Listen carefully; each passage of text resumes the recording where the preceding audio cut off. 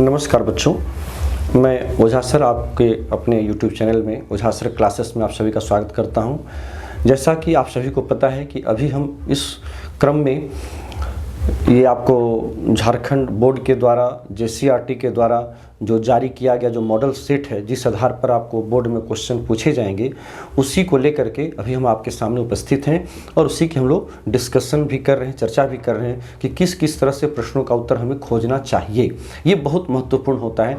कई लोग सिर्फ प्रश्न को पढ़ते हैं और उसके उत्तर को डायरेक्ट बता देते हैं और आगे की ओर बढ़ते चले जाते हैं।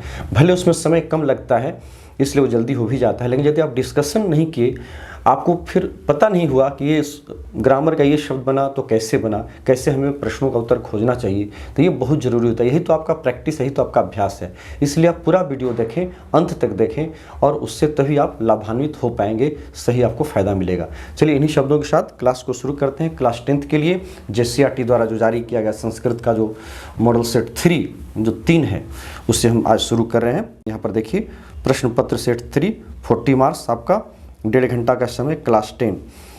यहाँ पर अनसीन पैसेज दिया गया है, आप देखेंगे। भारते षड् ऋतवः भवन्ति तेषु वसन्तः ऋतुराजः कथ्यते। चैत्रे वैशाखे च मासे वसन्तः भवति।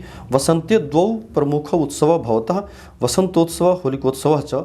वसन्तोत्सवे नराः नार्यः सर्वत्र गायन्ति नृत्यन्ति च। होलिकोत्सवः फाल्गुन मासस्य पूर्णिमायां भवति। ये पैराग्राफ आपको दिया गया है। अब इस पर प्रश्न पूछा जा रहा है कि भारते कति ऋतुः भवन्ति, भारत में कितनी ऋतुएं होती हैं? तो 6 ऋतुएं होती हैं। तो इसका सही आंसर हो जाएगा घ, षड् ऋतुः। ठीक है। कह ऋतुराजा कथ्यते, किसे जो है ऋतुराज, ऋतुओं का राजा कहा जाता है? तो वसंत को। तो ये सही आंसर हो जाएगा क, वसंतः। तीसरा है आपको कथा, कदा नरः नार्यश्च गायन्ति नृत्यन्ति च, कब नर और नारी नाचते हैं और गाते हैं? तो इसका सही आंसर हो जाएगा वसंतोत्सवे, जो आपको यहाँ देखिए दिया हुआ है, वसंतोत्सव नार्यश्च गायन्ति नृत्यन्ति च, है ना। फिर 4 में है आपको, फाल्गुन मासस्य पूर्णिमायां किम भवति, कहते हैं फाल्गुन महीने की पूर्णिमा में क्या होती है? तो होलिकोत्सव मनाया जाता है, होलिकोत्सव। इसका सही आंसर हो जाएगा जो यहाँ आप देख रहे हैं, होलिकोत्सव फाल्गुन मासस्य पूर्णिमायां भवति। पूर्णिमायाम, कहते हैं पूर्णिमायाम जो शब्द दिया गया है, इसमें का विभक्ति, कौन सी विभक्ति लगी हुई है? ठीक है। तो पूर्णिमा शब्द है, पूर्णिमा का रूप चला लता की तरह। ये देखिए, ये पूर्णिमा शब्द है और पूर्णिमा में लास्ट में आ स्वर लगा है और लता में भी अंत में आ लगा है।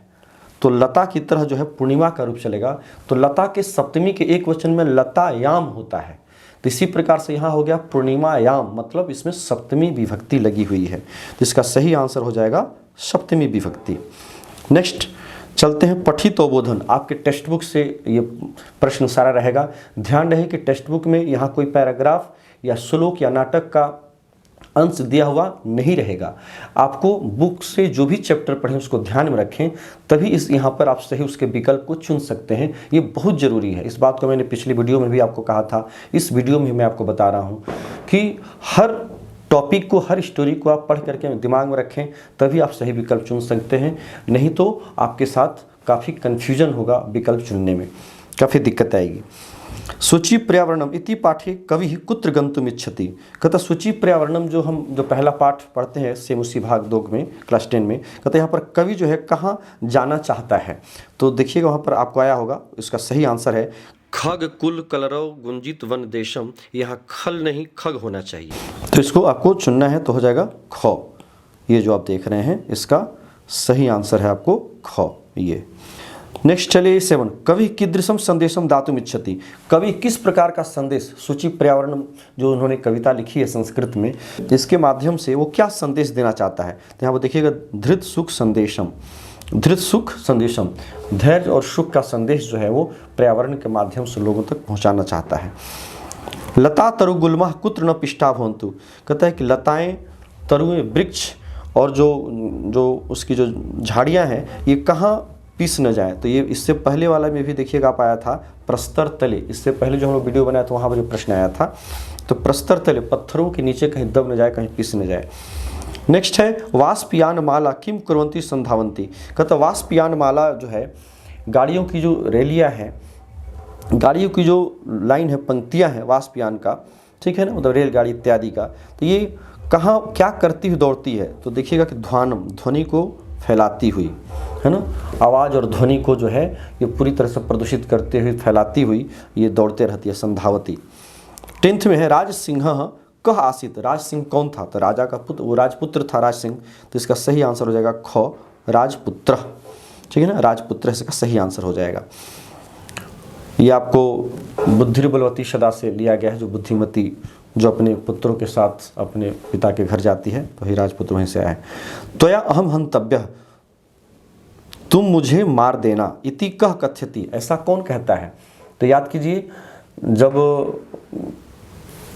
बाघ जो है बुद्धिमती से डर करके जब वापस आता है, अपने वन की ओर भागता है, तब उस समय सियार जो है, जो श्रीगाल था, उसको पुनः प्रेरित करता है वापस जाने के लिए उस बुद्धिमती के साथ, उस बुद्धिमती के पास, कि तुम मनुष्य से डर गए, है ना। उसे प्रोत्साहित करता है वापस जाने के लिए।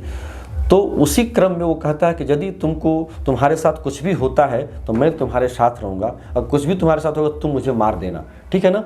तो यही बात उसी प्रश्न में आया है, त्वया अहम हंतव्य, तुम्हारे द्वारा मैं मार दिया जाऊँगा, तुम मुझे मार देना। तो ये कौन कहता है? तो ये श्रीगाल कहता है, श्रीगाल। इसका सही आंसर हो जाएगा श्रीगाल, श्रीगाल। 12 में देखिए, शीघ्रम, शीघ्रम इति पदस्य पर्याय पदम किम। शीघ्रम इस पद का पर्यायवाची पद क्या है? तो शीघ्रम का सत्वरम, सत्वर मतलब ही शीघ्रम होता है जल्दी, और शीघ्रम मतलब तो शीघ्रम है ही, वही दोनों का सेम अर्थ है, जल्दी के अर्थ में शीघ्र। बद्ध्वा, बद्ध्वा मतलब होता बांध कर। इसका विपर्याय पद क्या है? इसका मतलब विपरीतार्थक शब्द क्या है? विलोम पद। तो मुक्त्वा हो जाएगा इसका।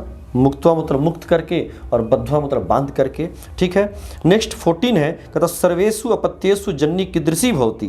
तो सर्वेषु अपत्येषु जन्नी कीदृशी भवति, तो ये भी पहले आपको आया हुआ था। तुल्य वत्सला, सभी अपने बच्चों के प्रति जो है वो वात्सल्य प्रेम से युक्त होती है, इसलिए तुल्य वत्सला इसका सही आंसर हो जाएगा। नेक्स्ट देखिए 15, कहता उदार हृदया इत्यर्थे अस्मिन् पाठे किम पदम प्रयुक्तम। उदार हृदय, ये भी शब्द देखिएगा तो पिछले क्लास में जो हमने मॉडल सेट जो सॉल्व किया था वहाँ भी आया था। तो ये इसका सही आंसर हो जाएगा आर्द्र हृदया, आर्द्र हृदय से युक्त। उदार हृदय से युक्त, आर्द्र हृदय से युक्त, है ना, जो परोपकारी भावना से जो हृदय है। फिर 16 है, सुरभि पुत्रस्य किम दृष्ट्वा रोदिति। सुरभि जो है पुत्र का क्या देख करके रोती है? तो उसकी दैन्यम, उसका सही आंसर है दैन्यम, उसकी दीनता वाली स्थिति को देख करके, उसका बेचारापन जो था, दोनों बैलों की जो स्थिति थी उसे देख करके, उसकी दीनता को देख करके सुरभि जो गौओं की माता थी उसकी आंख में आंसू आ जाते हैं। नेक्स्ट 17 में देखिए, अनुभवामि इति क्रियापदस्य कर्तृपदम किम अस्ति। अनुभवामि का आमी लगा हुआ है, क्लियर है, इसलिए इसका सही आंसर हो जाएगा अहम। अहम मतलब जहां उत्तम पुरुष एक वचन का करता है तो क्रिया भी उत्तम पुरुष एक वचन का अनुभवामी आपको देना है। 18 में देखिए, प्रथम मनुष्य कस हितैषी भवेत्। ये पिछले वाला भी मॉडल क्वेश्चन में आया था, यहाँ भी इसका सही आंसर हो जाएगा आत्मनः। आत्मनः तो स्वयं का पहले हितैषी होना चाहिए मनुष्य को, तब फिर दूसरे का आप हित कर सकते हैं। नेक्स्ट है 19, विरुद्धम अपि भोजनम अत्र विशेषण पदम किम अस्ति। भोजनम विशेष है, कैसा भोजन? तो वृद्ध भोजन भी, मतलब जो खाद्य है वो तो आपको खाने में पच ही जाता है, लेकिन जो अखाद्य है, जो कि आप नहीं खा सकते, वो तो आसानी से नहीं पचता है, उसी को हम लोग भोजन के विरुद्ध भोजन कहते हैं, मतलब कि विरुद्धम अपि। तो यही चीज़ यहाँ कहा गया है। तो विरुद्धम अपि जो है यहाँ पर भोजनम का विशेषण है, तो इसका सही आंसर हो जाएगा क, है ना, वृद्धम अपि। उसी प्रकार से 20 है, आयु इति पदस्य पर्याय पदम किम। आयु का पर्यायवाची पद क्या है? तो आयु मतलब होता है आयु, एज, उम्र, उसी का हो जाएगा वयः। वयः मतलब भी आयु होता है, उम्र होता है, तो इसका पर्यायवाची शब्द आ जाएगा वयः आ जाएगा। 21 में देखिए, पूर्णतया इति पदस्य विलोम पदम। पूर्णतया मतलब पूरा कंप्लीटली, पूरी तरह से परिपूर्ण जो है उसके द्वारा, तो इसका सही आंसर क्या हो जाएगा? अर्धेन, आधे से। पूर्णतया मतलब पूर्णता से, और अर्धेन मतलब आधे से। ठीक है, तो इसका विलोम पद हो जाएगा, विपरीतार्थक पद हो जाएगा। अब चलिए खंड ग अनुप्रयुक्त व्याकरणम, जो आपको कम्युनिकेटिव संस्कृत जो ग्रामर जो अब हम लोग पढ़ते हैं, वो पूरा का पूरा जो है वो कम्युनिकेट करके पढ़ते हैं, तो उस पर आधारित ये आपको है। यहाँ पर शुद्ध प्रत्यय को आपको विकल्पों से चुन करके भरना है, जो यहाँ दिया गया है। बहुत आसान है। पठितुम, तुमुन प्रत्यय लगा हुआ है ना, पठितुम तुम लास्ट में बसता है, तो इसीलिए यहाँ पर तुमुन में तुम लास्ट में बसता है। नित्वा में देखिए यहाँ भी कत्वा लगा है, तो इसका सही आंसर हो जाएगा को। कत्वा में त्वा बसता है लास्ट में, आपको पता ही है। फिर 24 में देखिए गच्छन्ति, ये थोड़ा सा टफ है क्योंकि यहाँ पर देखिएगा ऐसे देखने पर लगता है कि गम धातु से, वास्तव में यहाँ पर क्या है कि गम धातु से क्षत्रिय प्रत्यय लगा है, गम धातु से आपका क्षत्रिय प्रत्यय लग करके मूल शब्द बना गच्छत, मूल शब्द बनता है यहाँ पर गच्छत्तो हलंत। और जब रूप चलता है पुल्लिंग में गच्छन गच्छन्तो गच्छन्ता, ये रूप चलता है, लेकिन ये पुल्लिंग में चलता है। और जब स्त्रीलिंग में चलता है तो गच्छन पुल्लिंग हुआ, गच्छन्ति स्त्रीलिंग में होता है, जो कि यहाँ आपको दिया गया है। स्त्रीलिंग में गच्छन्ति होता है, जाती हुई, ठीक है ना। तो रमा घर जाती हुई खेलती है, तो यहाँ पर देखिएगा क्षत्रिय प्रत्यय लगा हुआ है, ठीक है ना। तो ये पहचानना बहुत जरूरी है कि स्त्रीलिंग वाला रूप है या पुल्लिंग वाला रूप क्षत्रिय प्रत्यय से बने हुए शब्द का कैसा होता है, इसको आपको दिमाग में रखना होगा, याद रखना होगा। नेक्स्ट देखिए बालिका पुस्तकम पठितवती, ये पठितवती जो है अक्तवतु प्रत्यय से बना हुआ है, जो भूतकाल के अर्थ में सामान्यतः कर्तृवाची में इसका प्रयोग ज़्यादा देखने के लिए मिलता है। तो पठितवती, तो पठितवान होता है पुल्लिंग में और पठितवती होता है स्त्रीलिंग में, तो इसलिए इसमें अक्तवतु प्रत्यय लगा हुआ है क। 26 में देखिए विजित्य, विजित्य में ये आप देखिए वि उपसर्ग है, जित धातु है और लेप का य आया है, मतलब इसमें लेप प्रत्यय लगा हुआ है, तो हो जाएगा विचित्य, ठीक है ना। विजित्य बना जीत करके, ठीक है ना। वीरा युद्धम विजित्य गच्छन्ति, वीर जो है युद्ध को जीत करके जाते हैं। नेक्स्ट 27 राम जुड़ अनुज, यहाँ पर आपको संधि और संधि विच्छेद करना है। जो पद संधि वाले हैं उसको विच्छेद करने हैं, जो विच्छेद वाले पद है उसको संधि करने हैं। तो यहाँ देखिए राम और अनुज, तो हो जाएगा क्या, राम में अ और अ मिलके आ हो जाएगा, यहाँ पर दीर्घ संधि है, अकह सवर्णे दीर्घ, अ और अ मिलके आ हो जाएगा, ई और ई मिलके दीर्घ ई हो जाएगा, उ और उ मिलके दीर्घ उ हो जाता है, ये आपको जो है इसमें आता है। तो यहाँ भी और मिलके आ हो गया होगा, तो इसका सही आंसर हो जाएगा ख। रामानुजह, यहाँ पर देखिए आ हो गया है, यहाँ पर रामानुजह में आ हो गया है। उसी प्रकार से उच्चारणम, ये हलंत संधि का उदाहरण दिया गया है, उत्त जोड़ चारणम, ठीक है ना। यहाँ पर देखिएगा कि प्रथम वर्ण जो है ये पहला ही इसका सही आंसर हो जाएगा, उत्त जोड़ चारणम। बाद में च आने के कारण जो तालु वर्ण है, इच्छु यशानाम तालु, बाद में च है, तो इसलिए त भी जो है वो अपने तालु वाले वर्ण में चेंज होकर के च में चेंज होकर के उच्चारण शब्द बना, उत्त जोड़ चारणम। अस्तुश्चुनाश्चुह एक सूत्र ही है जिसके माध्यम से ये परिवर्तन होता है, ठीक है ना। अब चलिए नेक्स्ट 29 संसारह, संसारह में सम जोड़ सारह, ये भी आपको इसी का उदाहरण है, हलंत संधि का ही। म जो है मनुस्वारह में म को अनुस्वार हो जाता है, ठीक है। तो उसी स्थिति में बाद में कोई व्यंजन बन रहता है तो म को अनुसार होकर के जब संधि करते हैं तो, जब संधि विच्छेद करते हैं तो फिर म हलंत हो जाता है।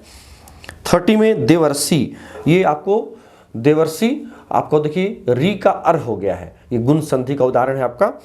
तो देवर्षि, देवजुड़ ऋषि, ये देखिए गौ, इसका सही आंसर हो जाएगा, इसका सही आंसर हो जाएगा गौ, देवजुड़ ऋषि देवर्षि, ठीक है। 31 में है नई जोड़ अकह, तो नई जोड़ अकह नायकह, नायक का आप यदि संधि विच्छेद करेंगे तो नई जोड़ अकह होता है, ये अयादि संधि का ये उदाहरण यहाँ दिया गया है। एचो अवयावह, जो पिछले सूत्र में भी आया था, अय को आय हो जाता है ना, अय को आय होकर के नायकह बनता है। जैसे कि देखिए आप नई जोड़ अकह दिया गया है यहाँ पर, ये देखिए ये है नई, इधर है अकह। जरा मैं चाहता हूँ कि आपको और थोड़ा स्पष्ट कर दूँ जिन बच्चों को पता नहीं होगा। तो 9 में यदि आप हलंत करेंगे तो इससे क्या निकला, अय निकला, अब प्लस इधर अकह है ही, है ना, प्लस इधर अकह है।